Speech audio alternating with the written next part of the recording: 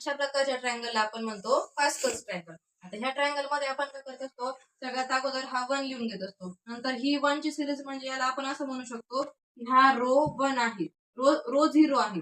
नंतर 2 नंबरला हा रो 1 आहे, नंतर हा रो 2 आहे. अशा प्रकारे आपण पुढे पुढे सो ऑन करू शकतो.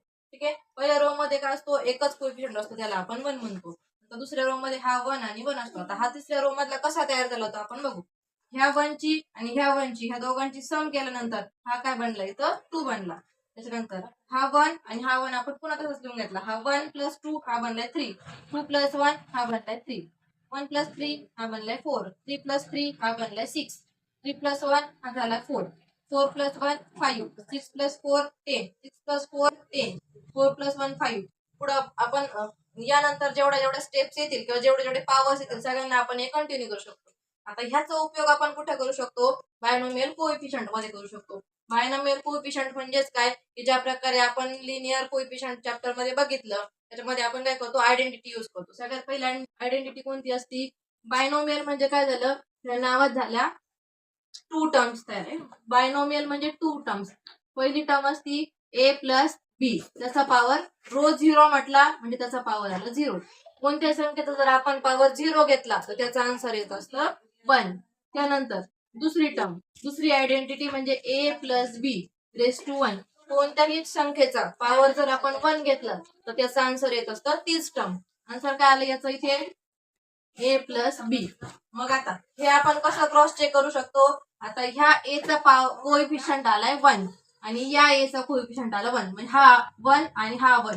ही आली तुमची रो 0, ही आली तुमची रो 1, ही रो 0 चा 1, रो 1 चा 1 1. त्यानंतर आयडेंटिटी थर्ड, a + b⁻². आता यासाठी पण आपण काय करू शकतो, क्रॉस चेक करू शकतो. सगळ्यात अगोदर आपण काय करायचं, जर 2 पॉवर असेल ना तर ह्याच्या टर्म्स बनतात 3, 1 पॉवर असेल तर ह्याच्या टर्म्स बनतात 2.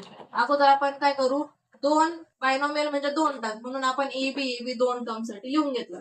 ab + ab यामध्ये आपला फॉर्म्युला पण आपण क्रॉस चेक करू शकतो. सगळ्यात अगोदर जो a आहे, ही a जर पहिली टर्म असेल तर ह्याचा जो पॉवर असतो तो काय होत असतो, डिसेंडिंग ऑर्डरने कमी कमी होत जात असतो. म्हणजे जर इथं हायेस्ट पॉवर 2 असेल, हा 2 पासून पॉवर काय होईल याचा कमी कमी होत जाईल. आणि बी ही तुमची सेकंड टर्म आहे, त्याच्यामध्ये पॉवर काय होईल तुमचा असेंडिंग ऑर्डरने इन्क्रीज होत चालेल, 0 1 आणि 2. आता काय राहिलं याच्यामध्ये, फक्त याचे कोएफिशियंट्स राहिले. कोएफिशियंट म्हणजे काय झालं, आता हे तुमचे रो 2 नुसार जर तुम्हाला आयडेंटिटी लक्षात नसतील तर त्यासाठी ही आपण मेथड वापरू शकतो. रो 2 कोणती आली, 1 2 1 हे आले त्याचे कोएफिशियंट, 1 2 1. आता हे क्रॉस चेक करून आपण बघू. 1 आपण लिहित नाही, राहिलं काय a², b⁻0 म्हणजे 1, 2 a⁻1 म्हणजे नुसता a आणि b प्लस 1 लिहित नाही, a⁻0 म्हणजे पण 1, खाली राहिलाय b². ही आली तुमची फायनल आयडेंटिटी. ही तुम्ही यूज करू शकता ज्यावेळेस तुम्ही इक्वेशन सॉल्व्ह कराल त्यावेळेस करू शकता. नेक्स्ट आयडेंटिटी काय आली तुमची, a + b⁻3. याची आयडेंटिटी आपल्याला माहितीच आहे, आपण त्यानुसार करू शकतो. आता जी आयडेंटिटी आपल्याला माहित नाही ती आपण तयार करू. नेक्स्ट कोणती आली, a + b⁻4. आता ही रो 0 1 2 रो 3 रो 4 ही आली तुमची रो 4. रो 4 म्हणजे काय, तुमचा रो 4 चा पॉवर. सगळ्यात अगोदर आपण सांगितल्याप्रमाणे ए बी जर इथं 4 पॉवर असेल, तुमच्या टर्म किती येतील, 5 येतील. 1 2 3 4 आणि 5 अशा 5 टर्म येतील. सगळ्यात अगोदर आपण काय करणार, हा 4 आहे म्हणून पॉवर काय करत गेलो आपण, डिसेंडिंग ऑर्डरनी ए चा पॉवर कमी करत गेलो, असेंडिंग ऑर्डरनी बी चा पॉवर वाढवत गेलो. त्यानंतर आता राहिले फक्त कोएफिशियंट. रो 4 मधले कोएफिशियंट 1 4 6 4 1 आपण राईट डाऊन करूया.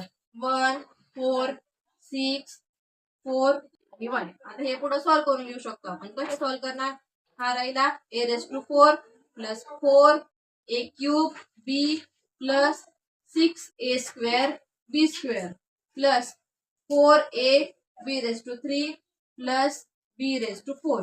ही झाली तुमची फायनल आयडेंटिटी. यानुसार आपण काय करू शकतो, खाली वेगळ्या वेगळ्या प्रकारचे जर तुम्हाला एक्झाम्पल्स दिले तर ते एक्झाम्पल्स आपण सॉल्व्ह करू शकतो.